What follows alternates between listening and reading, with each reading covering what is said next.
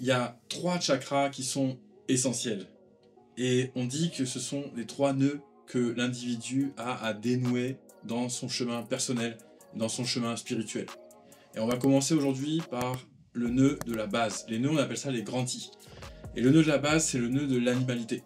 C'est ce qui nous lie à notre condition animale et à l'aspect de matérialité.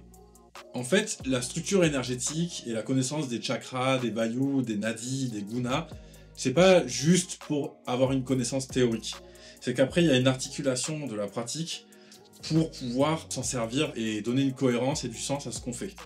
Donc, le chakra de la base, c'est quelque chose qu'on va pouvoir travailler pour avoir plus de force, plus d'énergie, qui va dissiper l'énergie qu'on appelle tamas dans les gunas. Je t'invite à voir ma vidéo sur les gunas si tu ne l'as pas vue. En fait, parce que c'est un endroit où il y a beaucoup de tamas, c'est l'endroit où règne le tamas, et c'est un endroit qu'on va beaucoup travailler pour avoir de la force et de l'énergie. Aussi au niveau corporel, c'est ce qui dirige tout ce qui est au niveau corporel. Donc tout ce qui est au niveau de la lourdeur, se sentir lourd, fatigué au niveau corporel, c'est aussi le chakra de la base.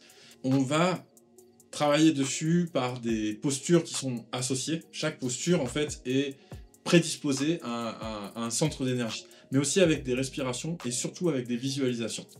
Donc il y a des pratiques en fait qui fonctionnent mieux, qui sont plus dédiées à certains chakras, à certaines énergies. Le Muladhara Chakra, dans sa visualisation, on a au centre un linga. Un linga, c'est une pierre en fait, c'est une pierre qui représente la conscience, qui est aussi un symbole phallique, donc qui représente l'énergie masculine.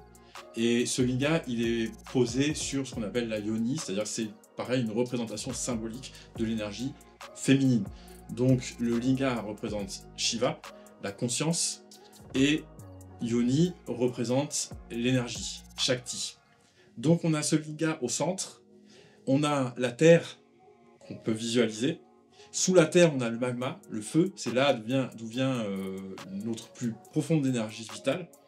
Et on a également un carré jaune qui symbolise la terre, carré est symbole de la terre, et un triangle rouge qui symbolise les 3 qualités de la Kundalini, qu'on abordera dans une autre vidéo.